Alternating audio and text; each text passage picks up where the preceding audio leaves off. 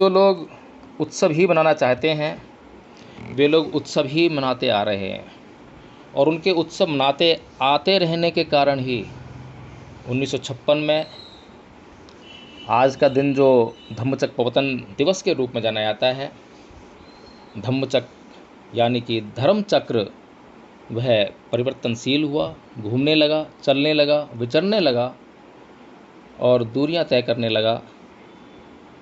लेकिन जब भारत भूमि से यही जो पहिया है, जब इसकी गति थमने लगी थी, तो उसको पुनः जो गतिमान करने का निर्णय परम पूज्य बाबा साहेब डॉक्टर भीमराव अम्बेडकर ने लिया था। यही बात जानकर कि मेरा समाज नितांत अंधकार में है और ऐसे अंधकार में है और ऐसे अंधकार में जीने का आदी हो गया है, और इस अंधकार में जीने का आदी होने के कारण अब वो उस अंधकार को ही अपना मित्र मान बैठा है। उस अंधकार से अब वह बाहर आना भी नहीं चाहता है, बल्कि उसे कोई अगर उस अंधकार से बाहर निकालने का प्रयास करे तो फिर उसे वो काटने को दौड़ता है। ऐसे समाज के लिए परम पूज्य बाबा साहेब डॉक्टर भीमराव अम्बेडकर भी संकल्पित हुए कि मुझे इस समाज को इस अंधकार से बाहर निकालना ही होगा। और 14 अक्टूबर सन 1956 को फिर से एक बार जो है धम्मचक्र दोबारा से गतिमान हुआ इस देश में। लेकिन क्योंकि हम लोगों ने उस दिन को भी सेलिब्रेशन बना दिया, उत्सव मना लिया, और उसमें एक और बात जुड़ गई, 22 प्रतिज्ञाएँ। अब 22 प्रतिज्ञाओं के साथ में हमारा लगाव हो गया। अब हमने जो है किसी बौद्ध का निर्णय 22 प्रतिज्ञाओं से करना शुरू कर दिया। जो बौद्ध 22 प्रतिज्ञाएँ लेगा बस वही बौद्ध है, चाहे उसने कुछ भी धम्म के बारे में सीखा हो या ना सीखा हो, लेकिन 22 प्रतिज्ञाएँ ले ली हैं तो वो बौद्ध है। दूसरा क्या बौद्ध है कि उसने 22 प्रतिज्ञाओं में जो ईश्वर को ना मानना, देवताओं का ना मानना, ब्राह्मणवाद का विरोध करना, जो विरोध करने वाली जो चीज़ें हैं, अगर उसने वो नहीं की है तो वो बौद्ध नहीं है, और उसने वो कर ली है तभी वो बौद्ध है। यानी कि कुल मिलाकर 1956 से लेकर आज तक बौद्ध लोगों ने इस धम्म को, उस दिन को प्रतीकात्मक बना के रख दिया है। प्रतीकात्मक बन गया तो गुणात्मक शक्ति उसके अंदर नहीं आई, गुणात्मकता पर जोर नहीं दिया गया। इसीलिए आज पुनः इस बात पर विचार करना आवश्यक है। और जब हम इस विषय पर चर्चा कर रहे हैं, बात कर रहे हैं, और हमारी चर्चा अगर यहाँ तक पहुँच चुकी है कि आज हमारे लिए यह उत्सव का दिन नहीं है, बल्कि कर्तव्य का दिन है, संकल्प का दिन है, योजना का दिन है, समीक्षा का दिन है, तो हमें इस बात पर भी विचार करना चाहिए कि इस योजना को कार्य रूप देने के लिए भगवान बुद्ध ने कौन सी शैली अपनाई थी। अभी चर्चा हुई थी, पात्रता की चर्चा हुई। पात्रता को जांचने के लिए भगवान बुद्ध ने सबसे पहले जहाँ पर ज्ञान प्राप्त किया, वहाँ पर ऐसा नहीं है कि लोग नहीं रहे होंगे, बहुत लोग होंगे, पशु पक्षी भी थे, बहुत सारे जीव जंतु रहे होंगे। लेकिन क्योंकि पशु पक्षी किसी भी ज्ञान को समझ नहीं सकते हैं, विवेकहीन होते हैं, इसलिए वो तो प्रथम दृष्टया ही इस विषय से अलग हो जाते हैं, उनकी श्रेणी अलग हो जाती है। केवल मनुष्य की श्रेणी ही इस कार्य के लिए बचती है, क्योंकि मनुष्य ही अपने विवेक का इस्तेमाल कर सकता है, और केवल मनुष्य ही वह प्राणी है जो अपने आप को इस संसार के भव चक्कर से, इस सुख दुख से, इस जन्म मरण के चक्र से छुटकारा दिला सकता है। तो इसीलिए भगवान बुद्ध जो है किसी मनुष्य की तलाश में थे, और मनुष्य भी ऐसा हो जिसे ज्ञान समझाया जाए तो ज्ञान को समझ ले। तो एकाएक ध्यान आया अलार कलाम की तरफ, बहुत प्रभावित थे उसकी योग्यता से, उसकी बुद्धिमत्ता से। इसीलिए जो है जब उनका ध्यान किया तो उन्हें ज्ञात हुआ कि अलार कलाम की मृत्यु तो 1 सप्ताह पहले ही हो चुकी है। उसकी मृत्यु की सूचना मिलने पर, खबर लगने पर उन्हें ध्यान आया राम उदकपुत का, लेकिन पता लगा कि वो भी पिछली रात जो है उसका भी देहांत हो गया है। फिर ध्यान आया कि पंचवज्ञ भिक्खु, जो कि 5 परिव्राजक थे उस समय, और जिन्होंने मेरी सेवा की थी जब मैं सिद्धार्थ था, और वो मुझे इसलिए छोड़कर चले गए थे क्योंकि मैंने काय क्लेश का मार्ग छोड़ दिया था, अन्न ग्रहण कर लिया था, मध्यम मार्ग को समझ लिया था, और मैं मध्यम मार्ग का अनुसरण करते हुए जो है ज्ञान की प्राप्ति की खोज में लग गया था। तो उनके बारे में वो जानते थे कि वो बुद्धिमान हैं, और ज़रा सा संकेत मात्र देने से ही वे समझ जाएंगे। इसीलिए उनको ज्ञात देने के लिए वे बोध गया से और सारनाथ की दूरी तय करने लगे, सारनाथ की ओर बढ़े। जो जो लोग उन्हें ज्ञात थे उन्हीं में से उनको चुना। अभी जो लोग ज्ञात नहीं हैं उनके बारे में विचार भी नहीं किया, लेकिन मना भी नहीं किया है। ऐसा नहीं है कि 240 किलोमीटर की दूरी तय कर रहे हैं, बीच में कोई मिलेगा तो उसको ज्ञान देने से मना ही कर देंगे। उदाहरण बहुत जल्दी सामने आता है। जब उपक जीवक से उनकी भेंट होती है, उपक जीवक एक नगन साधु है, नंगा रहता है, और जब भेंट होती है तो वो उनके व्यक्तित्व को देखकर एकाएक प्रभावित हो जाता है। सोचता है कि ये कोई साधारण व्यक्ति नहीं है, और उनसे पूछता भी है कि भाई आपका चित्त इतना निर्मल है, आपके चेहरे पर इतनी कांति है, तो आप कौन हैं? तो भगवान परिचय देते हैं कि मैं अपने चित्तमलों को, आश्रमों को नष्ट कर चुका हूँ, मेरा चित्त बिल्कुल परिशुद्ध हो चुका है। तो वो कहता है कि ऐसा तो कोई जिन ही हो सकता है। जिन मतलब विजेता, जिसने अपनी इंद्रियों पर पूरी तरह नियंत्रण कर लिया हो, अपनी इंद्रियों को जीत लिया हो। तो भगवान बुद्ध उससे ये भी कहते हैं कि हाँ, मैं जिन ही हूँ, मैं विजेता हूँ, मैंने अपनी इंद्रियों पर पूरा नियंत्रण कर लिया है, मैं बुद्ध हूँ, और मैं स्वयं से जानकर ही धम्मोपदेश दूंगा। लेकिन वह बेचारा उपक जीवक नगन साधु, उसे समझ नहीं थी और पात्रता भी नहीं थी, जिसके कारण उसने केवल इतना कहा, हो गए आउस, तुम हो गए जिन। इतना सिर हिलाते हुए और इतना कहकर जो है वहाँ से अपने रास्ते चला गया। भगवान बुद्ध ने इतना कहने के बाद, इतनी बातचीत होने के बाद भी ऐसा नहीं है कि उसको पीछे से रोका हो कि हे उपक जीवक रुको, अभी तुमने मेरी बात सुनी नहीं है, मेरी बात पूरी तरह सुनो, मैंने ये प्राप्त कर लिया है, मेरा ये ज्ञान है, मेरा ये उपदेश है। ऐसा नहीं किया, बिल्कुल नहीं किया, क्योंकि भगवान बुद्ध जो उसने पूछा उसका जवाब देने के लिए तो बाध्य हैं कि कोई बात करे तो उससे बात क्यों ना करेंगे, प्रश्न पूछे तो जवाब क्यों ना देंगे, लेकिन ज़बरदस्ती बिल्कुल नहीं करेंगे। ये भी एक सिद्धांत था। तो इसीलिए जो है भगवान बुद्ध ने जो है उसको उसके रास्ते जाने दिया और उन्होंने अपना रास्ता अख्तियार कर लिया। अगर उपक जीवक ने वहाँ पर थोड़ी सी और चर्चा की होती और आगे प्रश्न किए होते कि आपने जो है कैसे ज्ञान प्राप्त कर लिया है, ये ज्ञान कौन सा है, क्या है, वगैरह वगैरह, तो निश्चित रूप से जो मैं कह सकता हूँ कि वह 5 परिव्राजक जो हैं प्रथम धर्मोपदेश के पात्र होते हुए भी जो है उसके क्या नाम है विषय ना होते, बल्कि वो उपक जीवक को ही पहला धर्मोपदेश दे देते। तो कहने का मतलब ये है कि भगवान बुद्ध ने सारनाथ तक केवल एक ही चीज़ देखी, वो है पात्रता।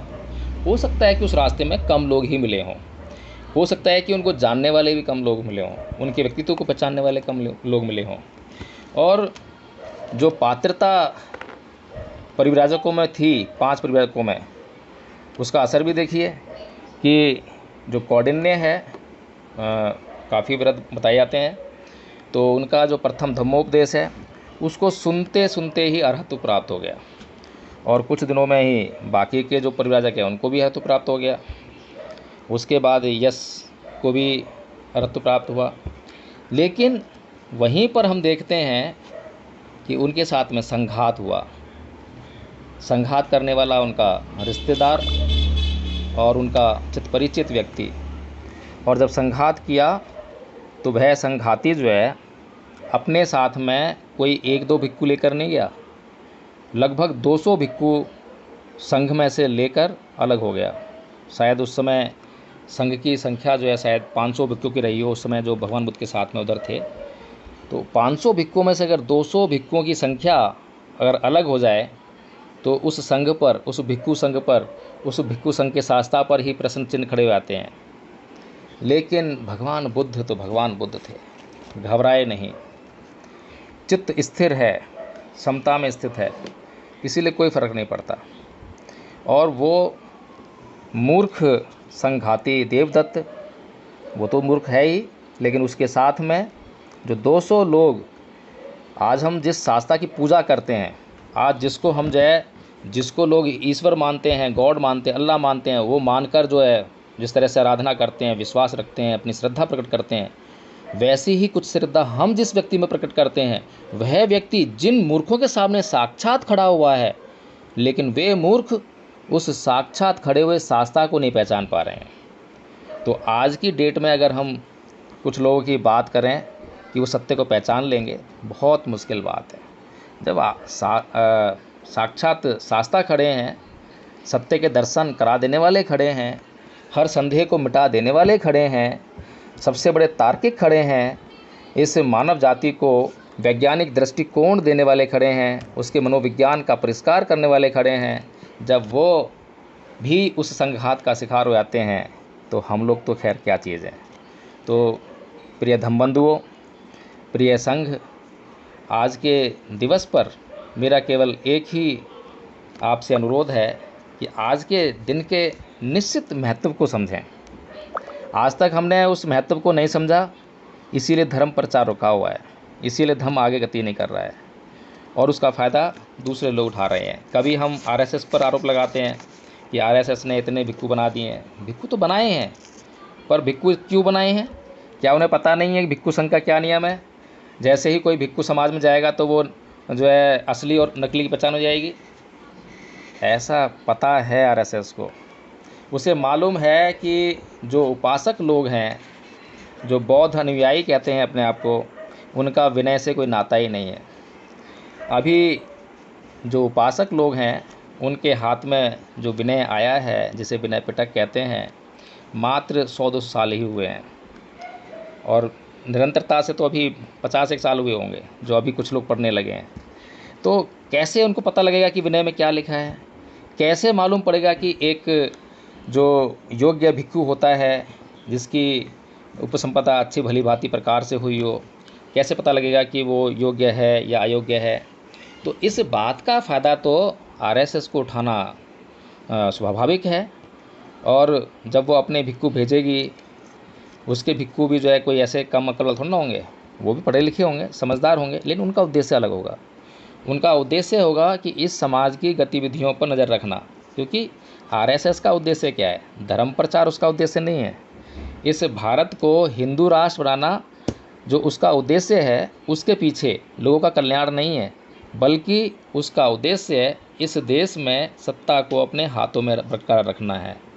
तो इसीलिए वो उस प्रयोजन से इस समाज के भीतर निरंतर फूट कैसे पड़ी रहे, समाज कैसे टूटा रहे, इसी का वो जो है अपना योजना बनाते हैं। और उनकी योजना को वे लोग कामयाब नहीं करते हैं, उनकी योजना को हम लोग कामयाब करते हैं।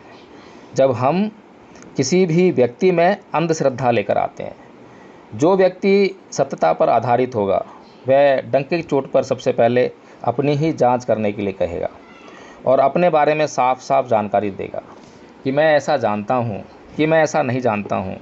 आप जो आपको जानकारी लेनी है वो जानकारी लें, जांच करें। लेकिन जो लोग प्रश्न करने से घबराएं, प्रश्न करने से आपको वंचित करें, आपको केवल श्रद्धा को करना सिखाएं, आस्था रखना सिखाएं, विश्वास रखना सिखाएं, तो वो जो है आपको अंधश्रद्धा की ओर ढकेल रहे हैं। हमने धम्मपद संघ में बार बार प्रत्येक व्यक्ति को, चाहे वो साधारण सदस्य क्यों ना हो, चाहे वो आज ही क्यों ना आया हो, प्रश्न करने की पूरी छूट दी है। चाहे उसके प्रश्न में कोई गंभीरता ही क्यों ना हो, चाहे उसका प्रश्न विषय से अलग हटके ही क्यों ना हो, लेकिन हमने जो है प्रश्न करना बंद नहीं किया है, क्योंकि बड़ी मुश्किल से ये प्रश्न करना शुरू हुआ है। अगर कोई बड़ी मुश्किल से प्रश्न करना सीखा है तो उसको प्रश्न करने के लिए, और अच्छे प्रश्न करने के लिए प्रेरित किया जाए, और अच्छे प्रश्न करने के लिए उसको जो योग्य बनाया जाए, काम करने के लिए योग्य बनाया जाए। आज हमें धर्म प्रचार करना है तो हमें और भी योग्य व्यक्तियों की ज़रूरत है। आज किसी एक व्यक्ति के योग्य होने से, 2-4 व्यक्तियों के योग्य होने से धर्म प्रचार होने वाला नहीं है। आज जो कारवां रुका हुआ है, धर्म प्रचार का काम रुका हुआ है, उसके लिए हमें बहुत सारे लोग चाहिए।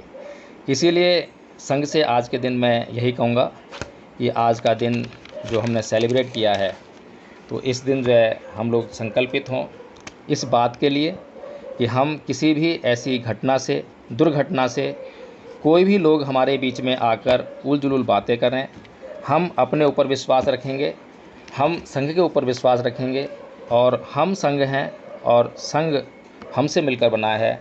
जब तक संघ न्यायिक है तब तक हमारे पास कोई भी कारण नहीं है कि संदेह उत्पन्न किया जाए।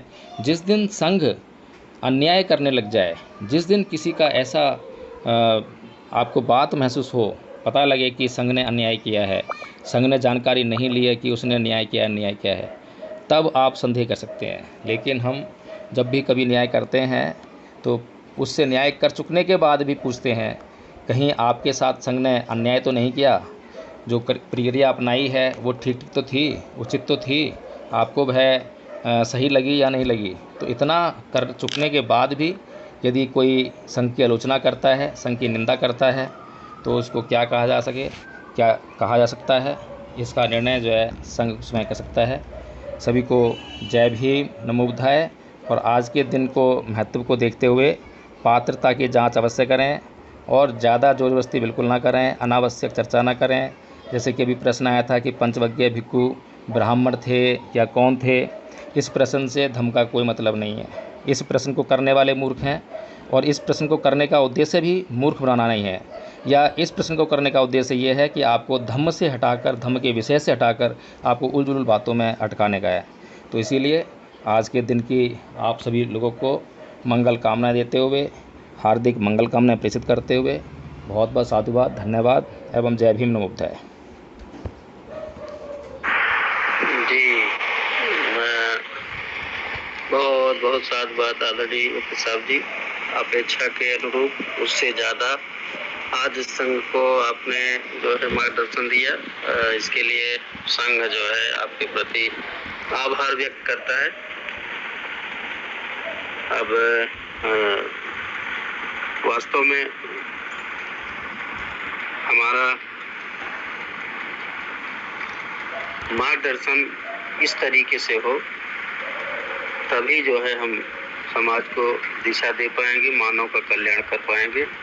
आज तक हम लोग केवल जानने की कोशिश किए हैं, लेकिन जो भी जाने हैं उसको आगे बढ़ाने की कोशिश न कर पाए, और बढ़ाए तो उसमें हमारा नियत क्या है, मानव कल्याण है या अपनी विद्वता जाहिर करनी है।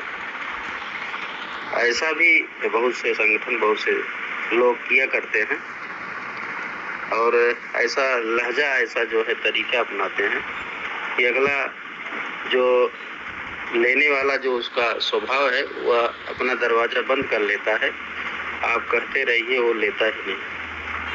तो आदरणीय वकील साहब जी, आपका बहुत बहुत आभार, साधुवाद। संघ को एक उचित मार्गदर्शन देने के लिए, उचित दिशा देने के लिए, उचित जो है प्रेरणा देने के लिए हम जो है आपके दिशा निर्देश पर काम करें, संघ काम करे, इसके लिए संकल्प लेते हैं आज के दिवस पर। और मैं ऐसा आशा और उम्मीद करता हूं कि आज के दिवस पर सभी हमारे आदरणीय धम्म बंधु आचार्य और आदरणीय प्राचार्य बहन सभी जो जुड़े हैं, जो नहीं जुड़े हैं, ऐसा ही संकल्प लेंगे, ऐसा ही कार्य करेंगे।